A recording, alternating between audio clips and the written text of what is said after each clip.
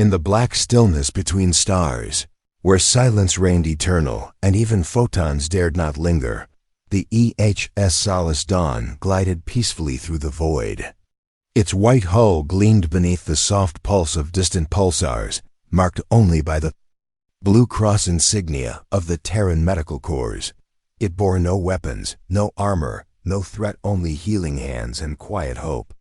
Within its sterile white corridors moved doctors, nurses, and autonomous surgical units, tending to injured from both sides of distant border skirmishes.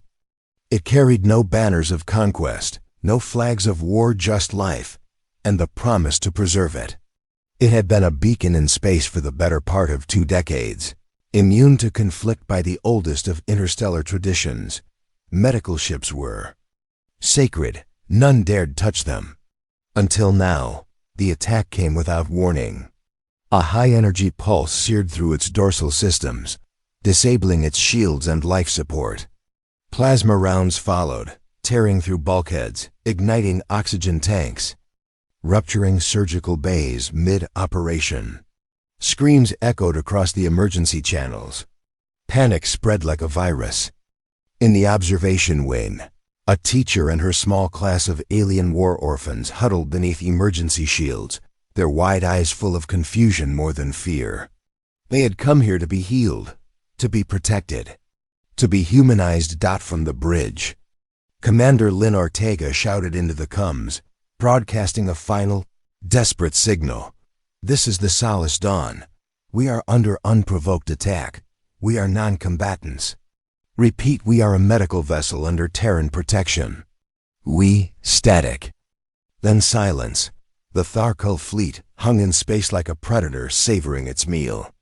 30 sleek warships, bristling with exotic weaponry and shimmering graviton armor, encircled the broken hulk.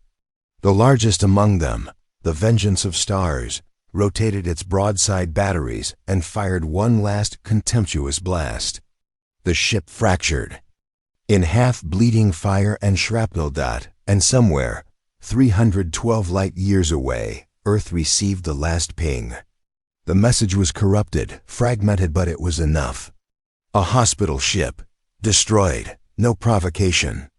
No warning. In the command chamber beneath Mount Erebus, where Earth's military secrets were colder than the glaciers above, Admiral Chike Okoye stared at the transmission on loop.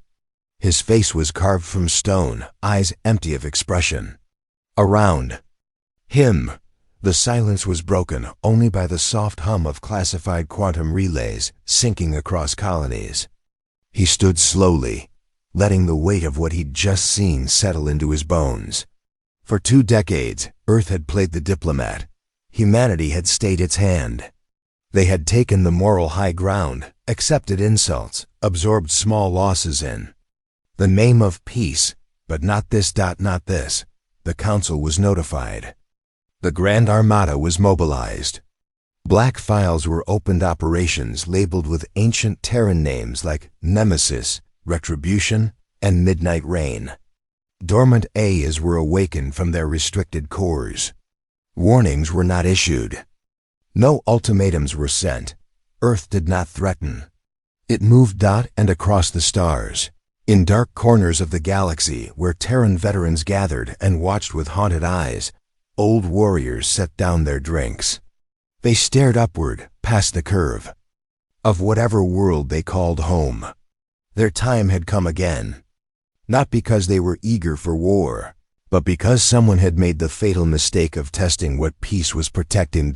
In the Tharkul Dominion, news of the destruction was not reported. The event was classified as preventive action against foreign espionage. Their high executor, a calculating elder named Korseth, dismissed concerns of reprisal. "They are apes with metal," he said. "A single warship will remind them of their place." Korseth, like many in the Dominion, had only seen humans through the lens of peace conferences and relief missions. They saw Terrans as noble, moral, idealistic, and in their arrogance equated those virtues with weakness. They knew of Earth's hospitals, their mercy fleets, their disaster responses to neutral planets. They had seen humans rebuild what others destroyed. They did not understand that those who heal often know more about death than those who only bring it. In an observation post near the border world of Delcanis, a junior Tharkol analyst noticed something odd. A communications relay had gone offline, then another, then 3 in the same quadrant. No explosion, no signatures, just absence. It was dismissed as interference. But minutes later, one of their own supply convoys vanished, not destroyed, gone. No wreckage, no escape. Pods, no final transmission. The silence of the void had swallowed them whole, and still, Earth said nothing. The galaxy, for all its vastness, had long forgotten what Terrans were truly capable of. The older races remembered the days of the Earth expansion, the burning of pirate fleets, the Great AI uprising and its brutal suppression. But the newer species had only ever known humanity as doctors, engineers, mediators.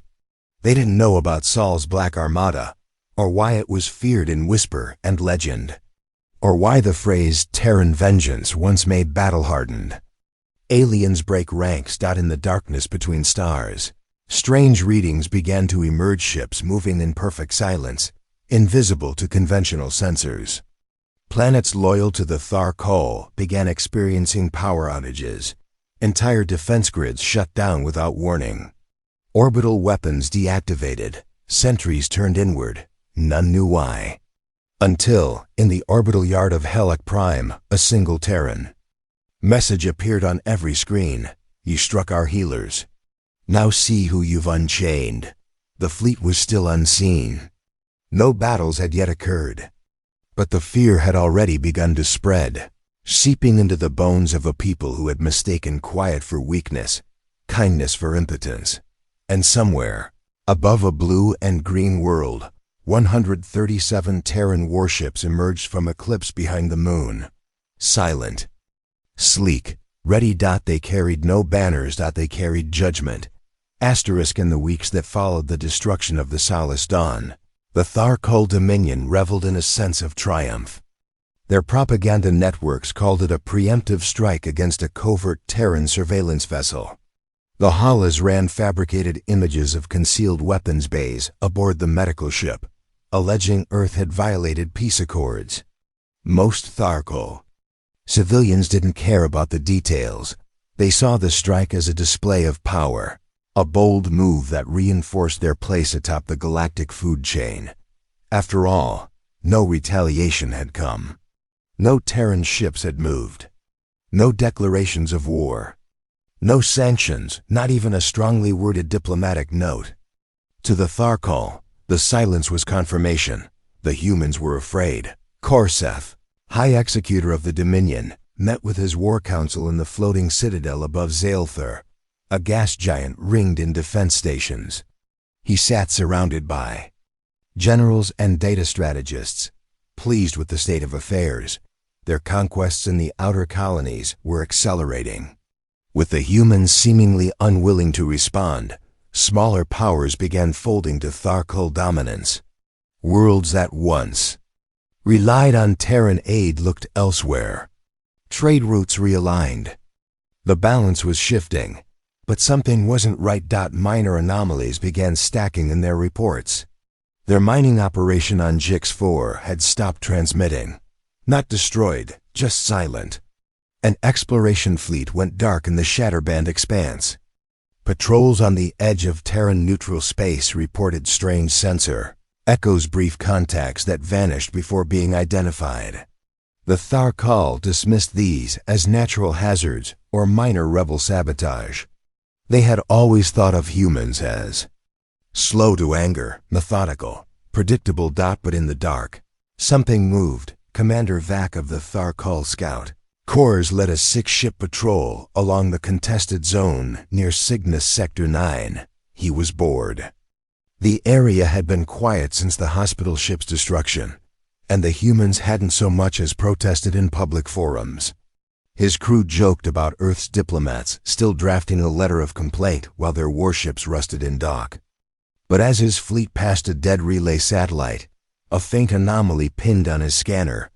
A single Terran transponder blinked on. Then off, he ordered the patrol into search formation. Nothing appeared. No heat signatures. No mass readings, just void. But then came the sound, a signal. Old Earth-style radio, encrypted, barely audible beneath the static. A song human music, distorted, but unmistakable. A piano tune, slow and somber. Vac didn't recognize it, but his tactical officer, a scholar of human history, paled.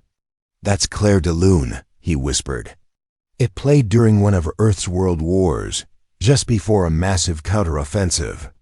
Vac laughed it off until 2 of his ships vanished, not exploded, not destroyed, just gone. The bridges were empty. The hulls were intact. Lifeless, as though every crew member had simply ceased to exist.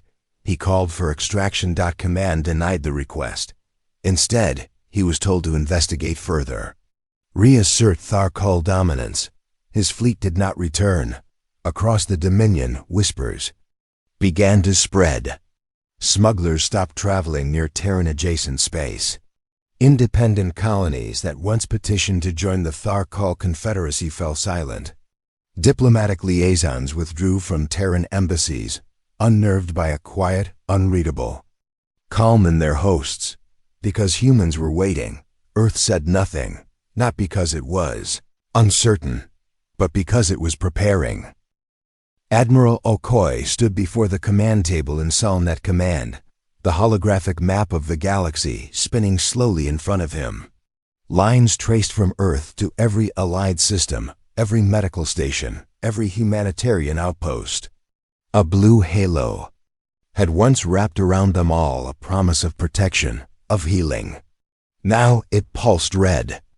In his hand, he held a silver disk, the last data core recovered from the wreck of the Solace Dawn. It had been found adrift in a lunar orbit near the crash zone. Charred but functional. The final moments played out in silence. Children screaming.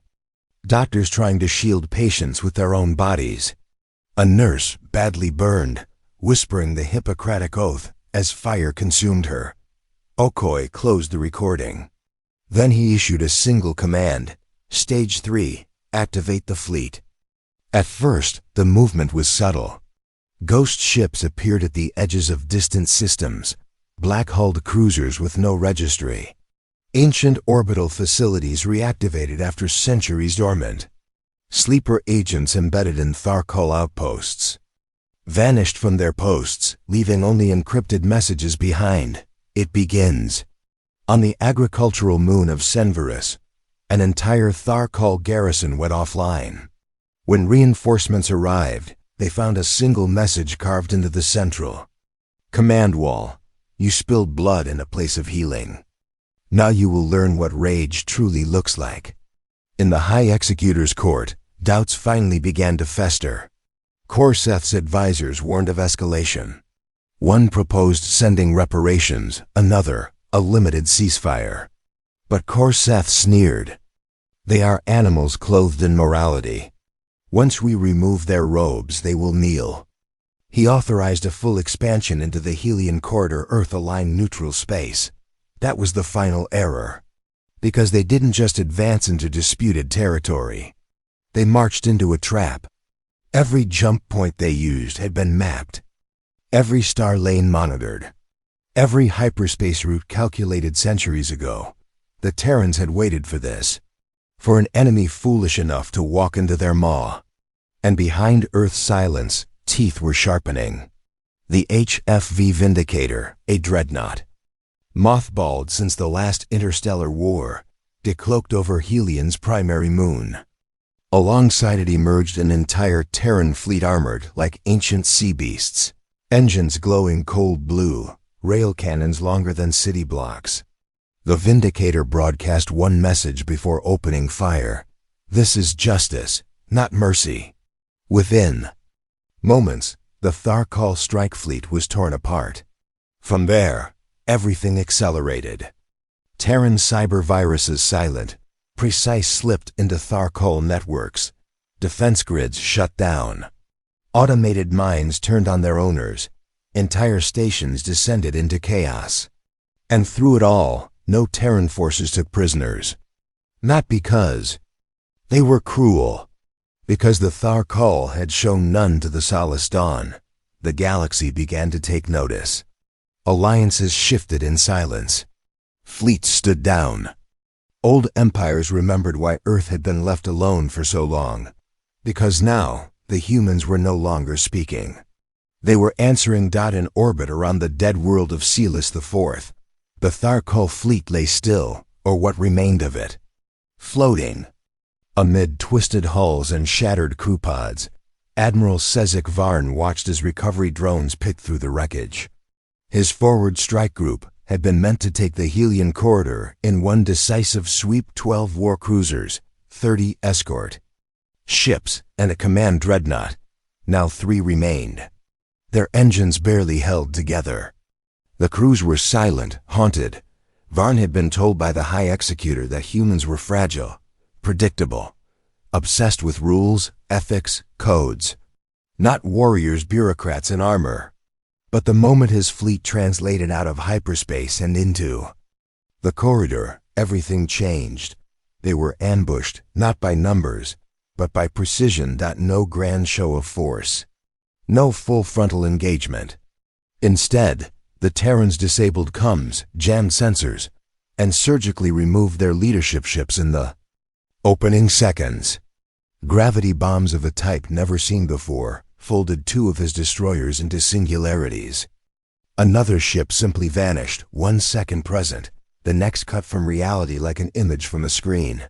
What disturbed Varn more than anything was that not a single human voice had been heard. No declarations, no parley.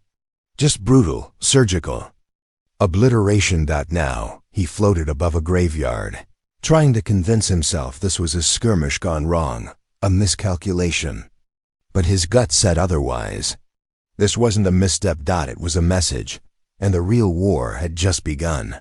Meanwhile, deep beneath the icy crust of Ganymede, in the hidden command center known as Echo Black, Earth's real retaliation strategy was about to unfold.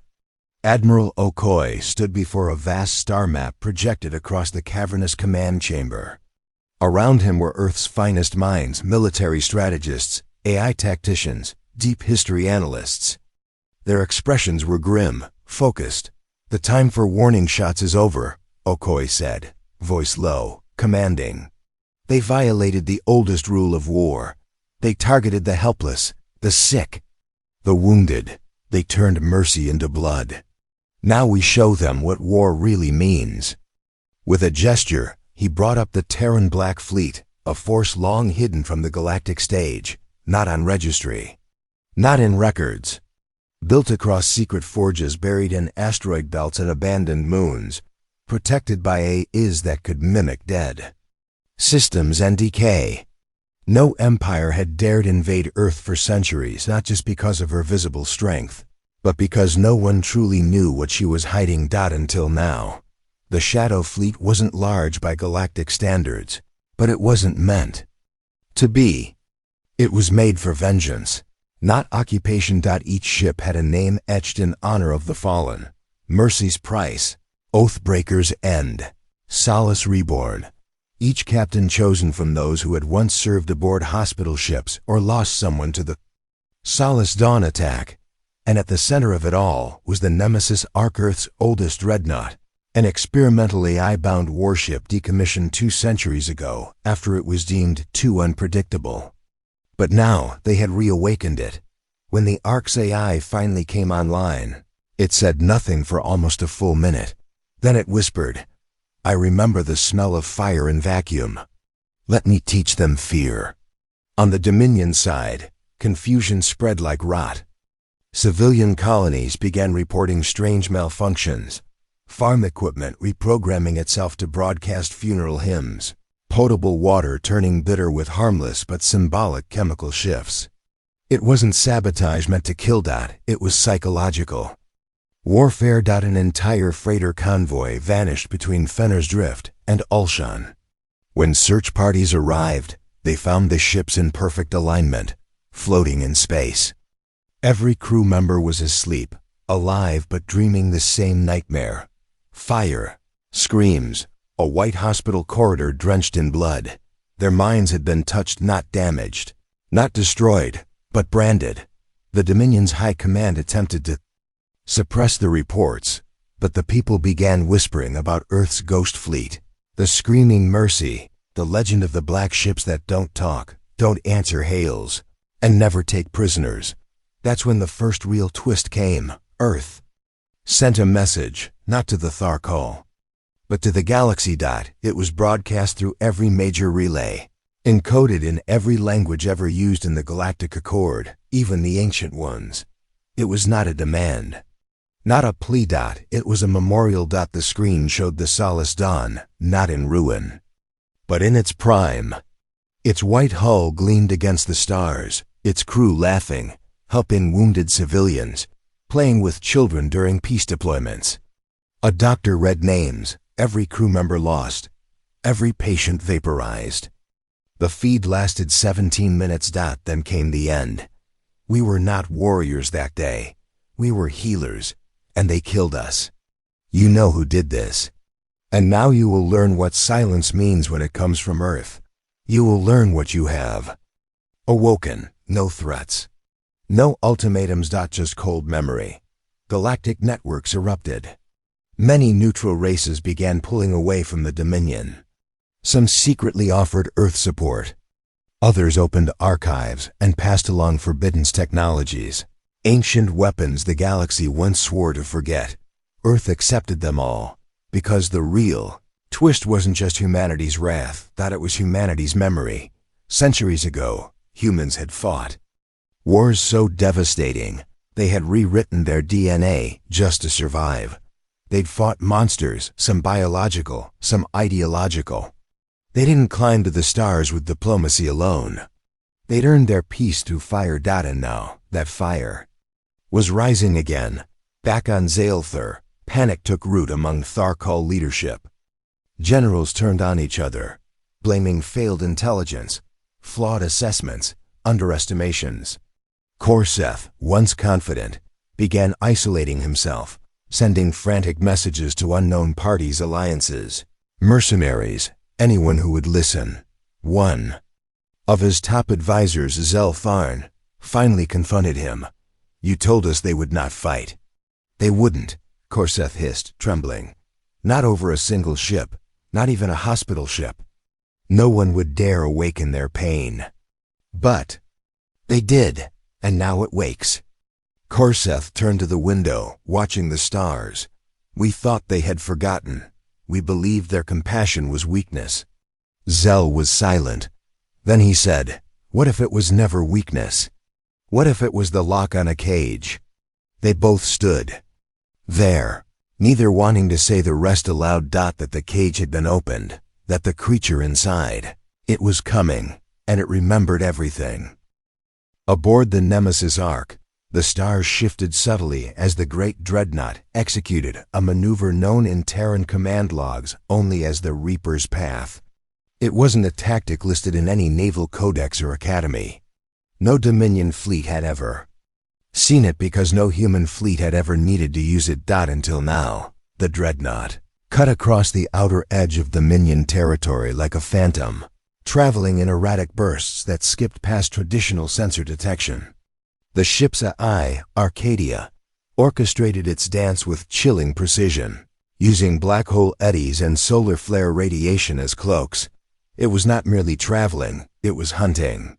And its prey had not yet realized the danger. Above the mining world of Brak 7, 3 Tharkol cruisers maintained orbit, loading refined antimatter from the planet's deep-bore silos. Civilians worked in shifts under Dominion authority. Most had no idea a war had even begun. When the sky split open, they looked up, thinking it was another solar storm, but this time, it wasn't fire from the sun. It was humanity's vengeance.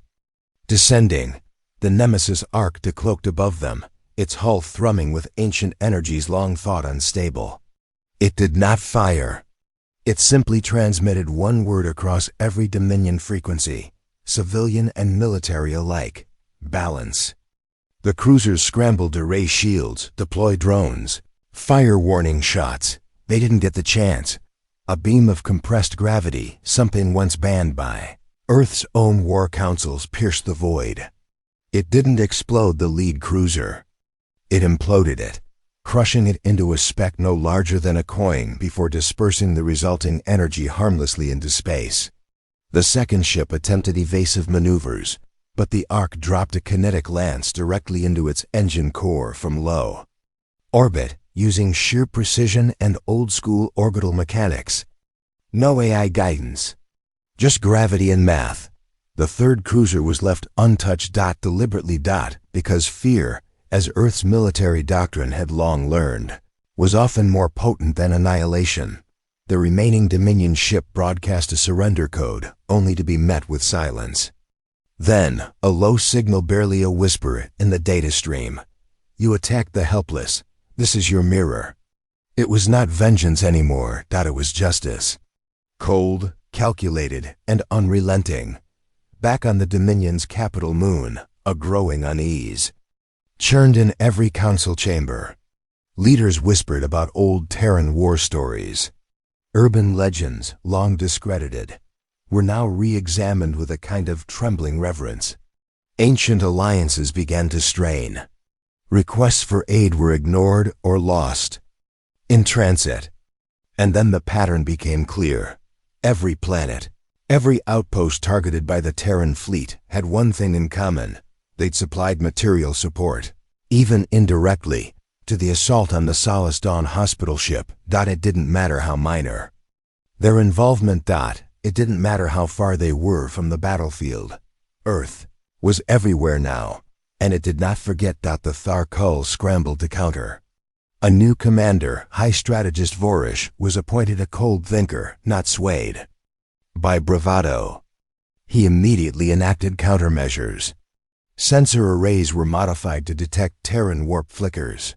Civilian operations were moved into deep space or shielded facilities. AI defense systems were updated with Earth war simulation models from the Accord archives. And yet, nothing worked, because the humans weren't using known patterns. They weren't even using new ones. They were reviving ancient tactics pre-digital warfare. Dead drops. Dark communication relays hidden in stellar radio noise. Attacks timed to eclipse shadows and orbital drift. At Bakar's Maw, a Terran sleeper minefield activated after 2 centuries of dormancy, destroying a passing Dominion cruiser that had nothing to do with the war. Except it did. That cruiser carried alloys used in the orbital gun that fired on the Solace Dawn. Earth's war machine didn't just respond to violence. It traced it, mapped it, dug into its roots. And then uprooted them. Vorish watched his war map bleed red. Territories once stable were now losing communication.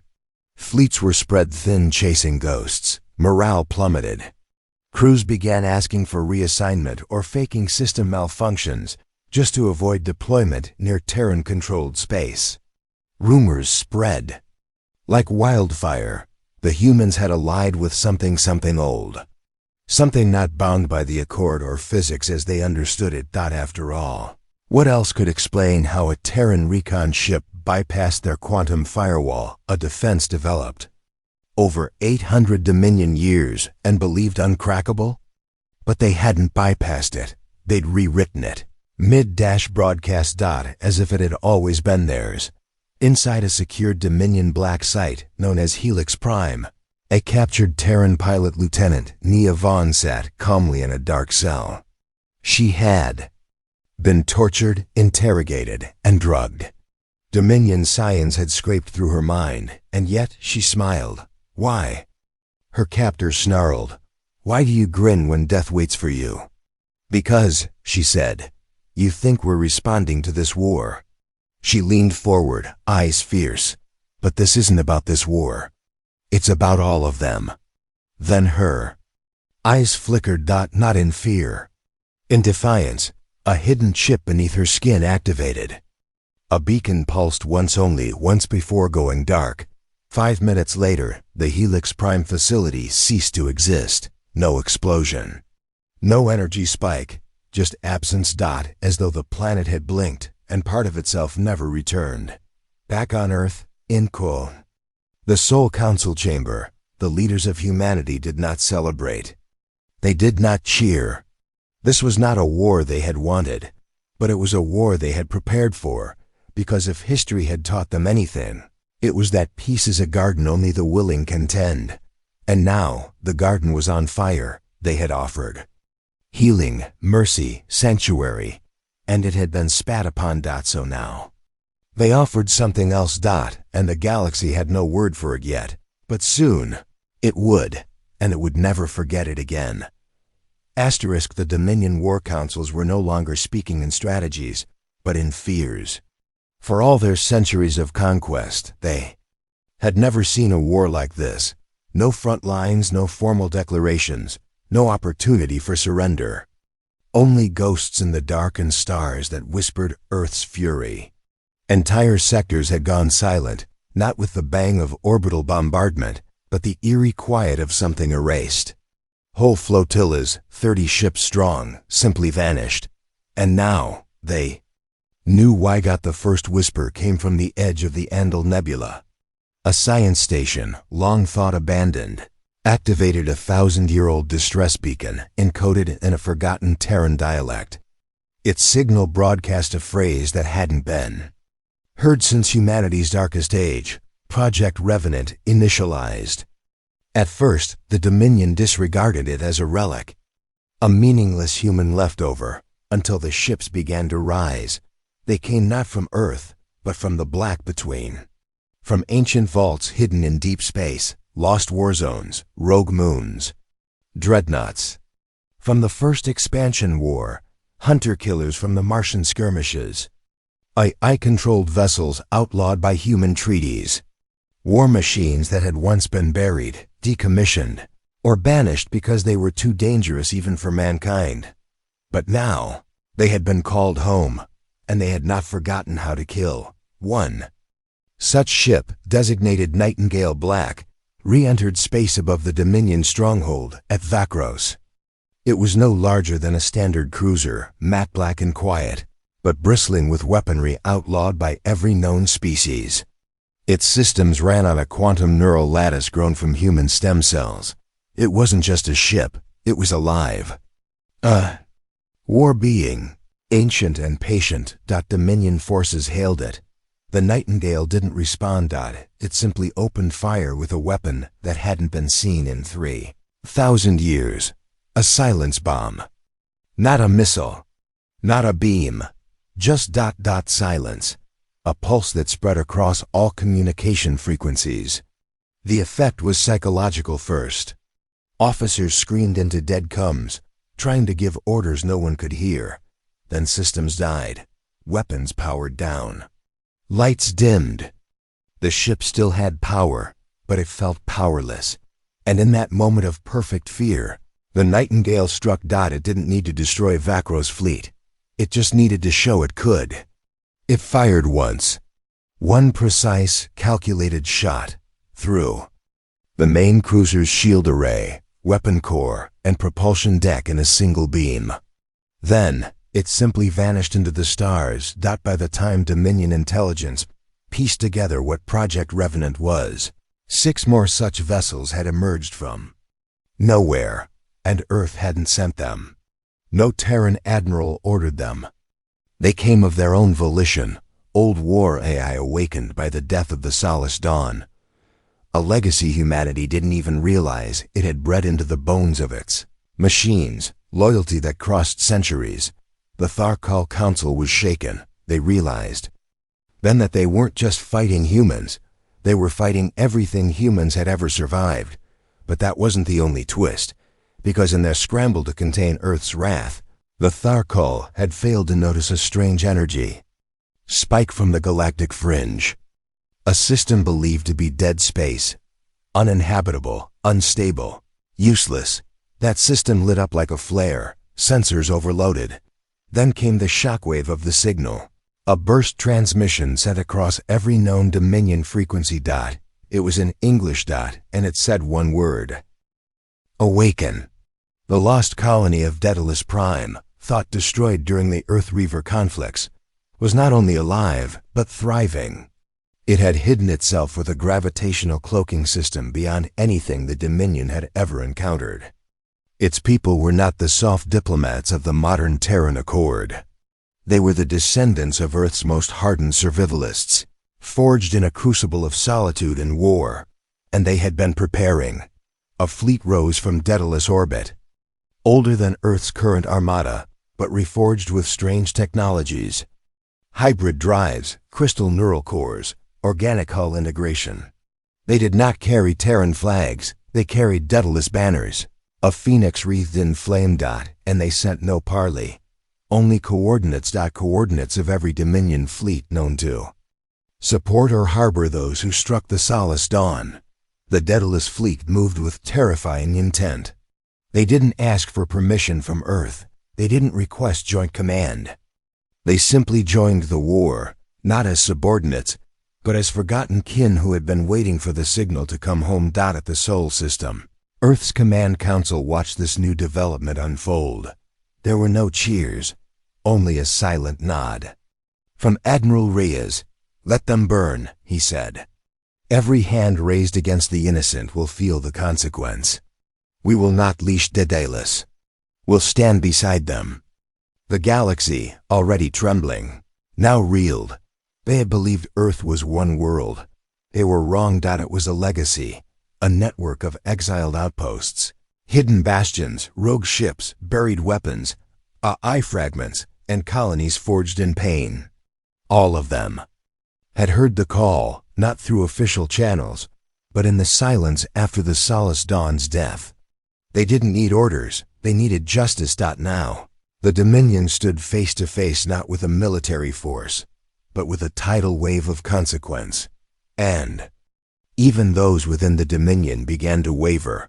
A high-ranking strategist, Zalin Vo of the Cathari species, defected.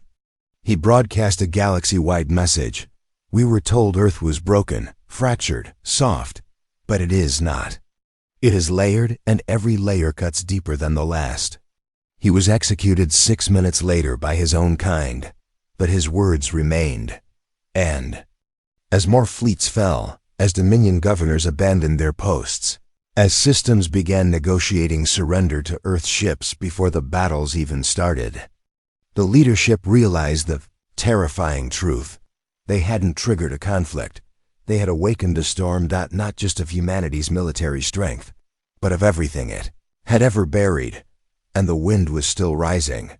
It began not with a scream, but with a silence that swept across every Dominion listening post within 6 light years of the target zone.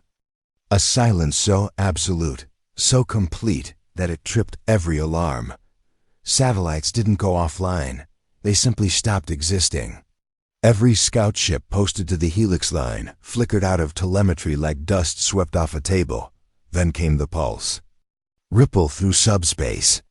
Time and gravity buckled momentarily across an entire sector. Artificial intelligences crashed mid-thought.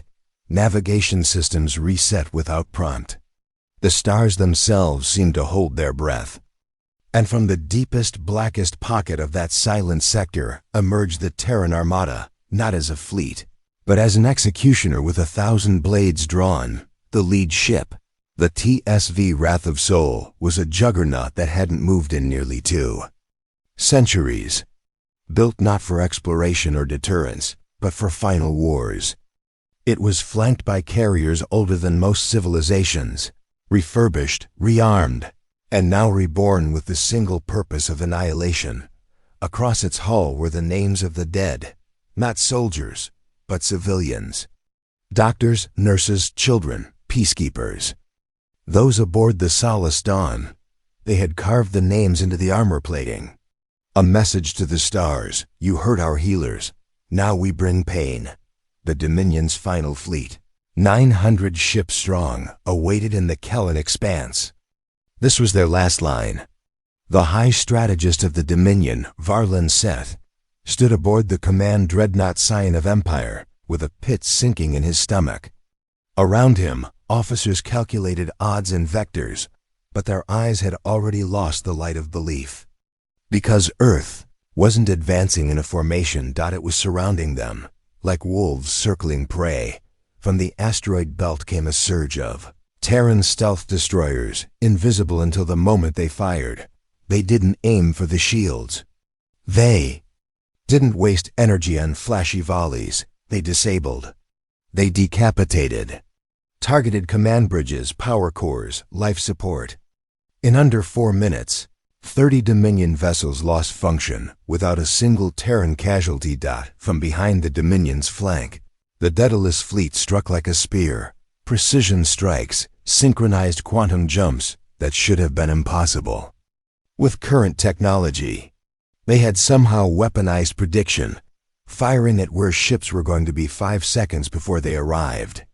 1 in every 3 hits landed exactly where it needed to. Dominion formation broke instantly.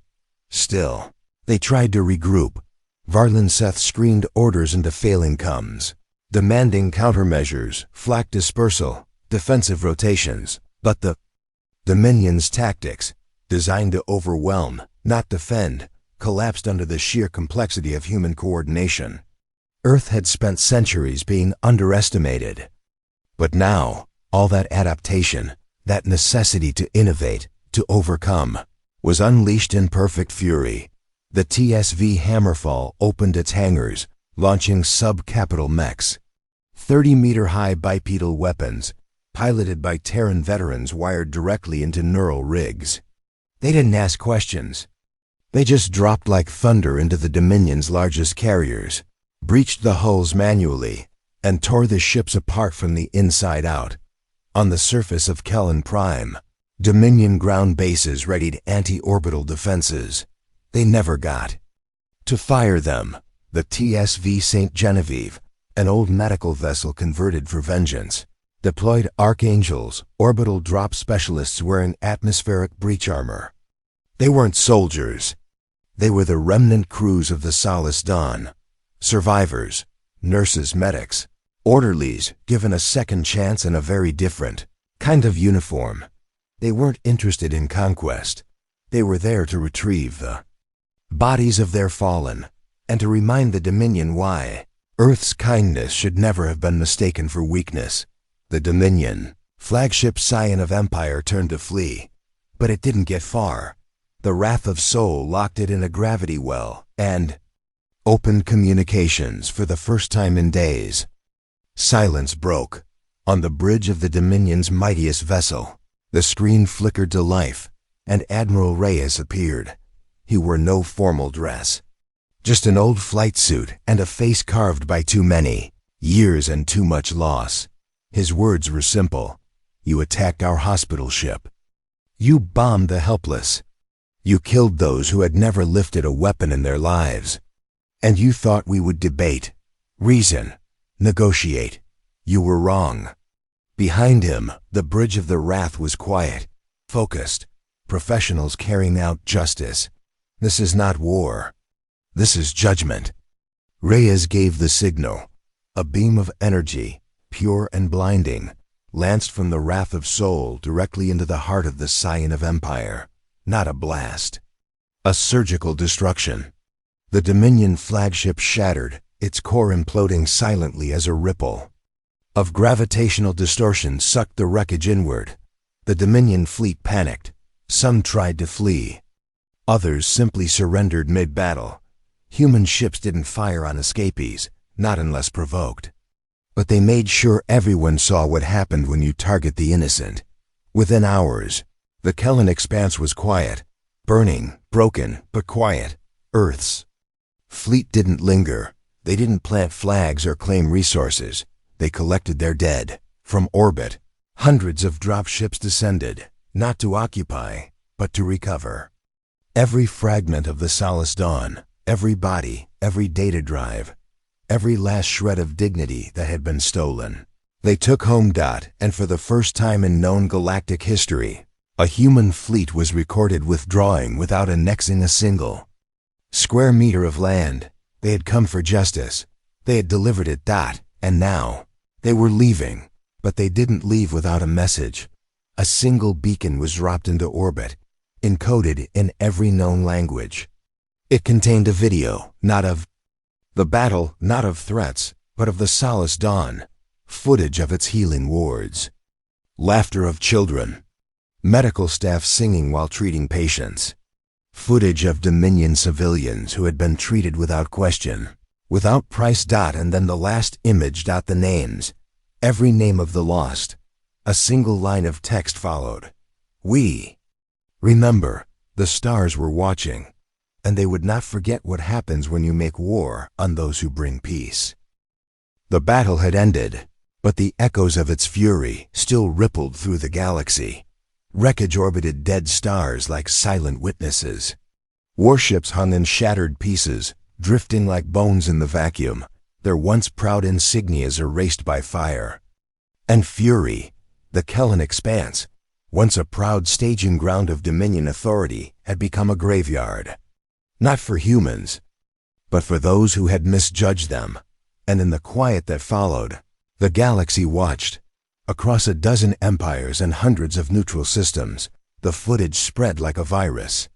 What had started as a skirmish, what the Dominion had boasted would be an act of necessary deterrence, had become the defining moment of a generation. The moment Earth changed everything. The moment humanity's wrath was no longer theoretical, but immortalized in the wreckage of a fleet. The Galactic Assembly convened in an emergency session, a rare show of unity across species so different they could barely share atmosphere. Even the Vorak, who had not spoken to the Shan Syndicate in over a century, sat silently across from them as the recordings were played on repeat. The burning sky, the Earth fleet's precision, and above all, that final message. We remember. No threats, no boasting, no conquest, just memory. And the quiet promise of justice. In a chamber accustomed to political posturing, no one spoke. Not until Grand Arbiter Jonther Krell, a being composed of biocrystals and radiant gas, floated above the dais and whispered, "They did not fight for territory. They fought for the dead." At that, every translation node paused for a breath, because for many of the galactic species, war had always been transactional, a means to an end, a negotiation by other methods. But for humans, war was something else, not a tool, not a game. It was sacred vengeance. A fire sparked only when every other light had been snuffed out, and when it burned, nothing survived. In the weeks following the battle, something unexpected began to happen. Dominion client races, once fearful of the humans, began reaching out, not to negotiate, not even to surrender, but to apologize, to offer reparations, to send back fragments of the Solace Dawn, salvaged from black markets and rogue salvage. Teams, as tokens of remorse. Earth accepted them all, but never replied. Humanity had gone quiet again. The Armada returned to the Sol system, docking in silence. Memorials were held, not in public, but among the stars. Every fleet carried the name of someone lost. Every soldier placed a badge, a photo, or a vial of ash in the Great Archive. And on Luna, at the International Orbital Memorial Garden, a new sculpture was installed, a massive white tree, forged from the alloy hull of the Solace Dawn. Its branches reached upward, delicate and impossible, each etched with a name. No plaque, no explanation, just the names, just memory. Even now, months later, entire systems remained eerily silent whenever an Earth vessel passed through. Pirates rerouted, border patrols withdrew, and in one astonishing case, the Tralaxian Empire voluntarily decommissioned their weaponized AI project, citing an unwillingness to provoke a species capable of orbital revenge strikes coordinated to subatomic accuracy. Still, not everyone understood. A Zarthan reporter once asked the question during a Terran press conference, "Why did you not conquer the Dominion worlds? Why leave power on the table?" General Valencia, one of the surviving admirals, answered, without hesitation, "Because we're not monsters. We're just very good at killing them." The reporter didn't ask a follow-up, Back in Dominion space, chaos reigned. With the Central Fleet destroyed and dozens of high-ranking officials either dead or disgraced, a power vacuum opened wide. Civil war loomed. And at the edges of their fractured systems, new voices rose, whispers of reform. Small, strange groups began to honor the memory of the Solace Dawn. They called themselves the Remembered. They wore no uniforms. They flew no flags. But they rebuilt hospitals, launched relief ships, and spread one phrase across the stars. If even humans weep for their dead, maybe we should too. On a remote moon where one of the Solace Dawn's life pods had crash-landed and remained untouched for months, a team of alien children placed flowers, real ones, grown from earthseed, around the cracked pod. No ceremony, no press. Just small, quiet hands honoring strangers they never knew. And that was the truth of it, the most terrifying part of. Earth's retaliation wasn't the size of its fleet or the speed of its strike, it was how deeply, and how visibly, it hurt them. The galaxy had seen countless wars. Empires rose and fell. But rarely had it witnessed grief like humanity's. Raw, honest, uncontainable. And when that grief turned to fire, even the stars bowed back. Humanity wasn't just feared now, it was respected. Legends formed in real time.